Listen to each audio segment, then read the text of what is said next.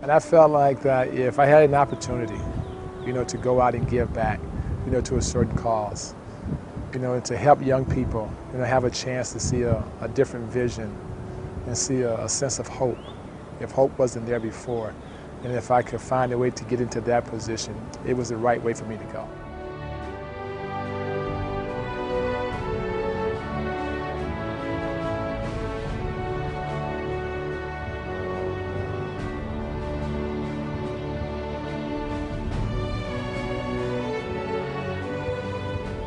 Well, growing up in Flint, Michigan, I was lucky enough to have a mother and a father in the household, but also in the community, we always had people who was willing to help us out as well.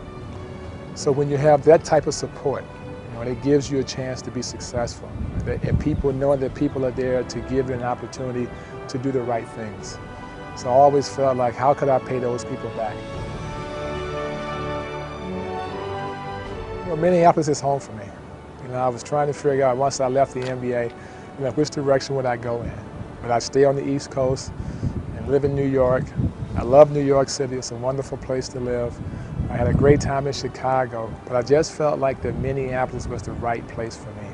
And I felt like that if I could find a way to start an organization, to give back to a community, I just felt like that this community here in Minneapolis was the right one for me.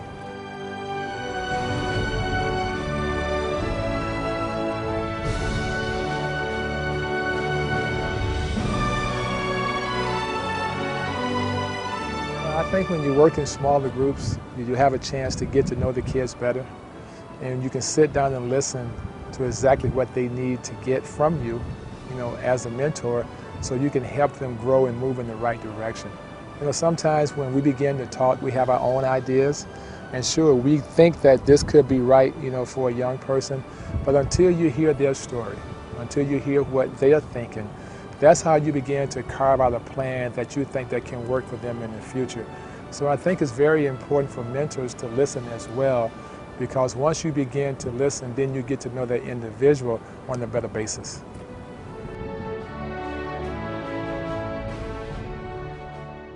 I can see the young kids begin to look up, to the kids who have gone on to become successful, because now they have a role model.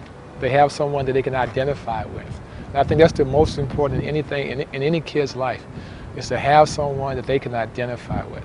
And when you can identify with someone, now that helps you carve out the good plan for yourself. Well, they have to, do the right things. For one, they have to meet certain standards with behavior and attitude and academics.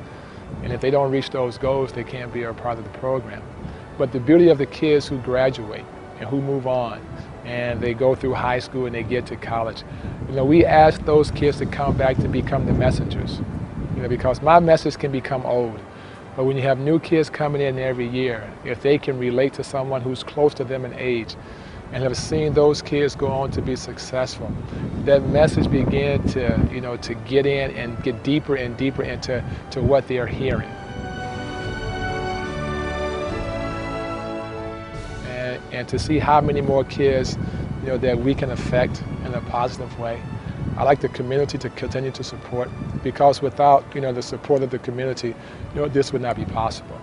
No one organization, no one person can do it by himself. You need a team, you need a village of people, who believe in the common cause of helping young people move in the right direction. I would love to have the opportunity to have a school at some point in time, because I think it's very, very important, to get the right teaching at a very young age, not only just academically, but socially as well. When you can engage kids from all different walks of life, give them a chance to get to know one another, so they won't pass judgment. They won't believe what they heard about a person or what someone has said, or based on what they read in the newspaper. Now they get a chance to interact with their person. They get to know their person for themselves. Because I think once we cross that bridge at a very young age and open up those communication lines, when they move on to the rest of their lives and they begin to get into a workforce, and now they encounter people who speak differently, who look differently, and come from a different place, that fear factor won't be there. Now they know they belong because they've been there before. just seeing the kids grow, just seeing their families begin to prosper, see how the parents have become more involved in what the kids are doing. And not only mentioning one kid that has gone to Carleton College, now we've seen, kids who started with the program, now they've graduated from high school, they have gone on to college as well. To see them interested in a post-secondary education is a wonderful thing for all of us to see, because we knew when we came into this program where these kids started at, where school was was a second thought process and wasn't even on the radar. But now for them to focus on education, understanding how education can be so important to their lives for the future. I'm just so happy that they stuck with us and we stuck with them, and now we can see a great direction that these kids are going in.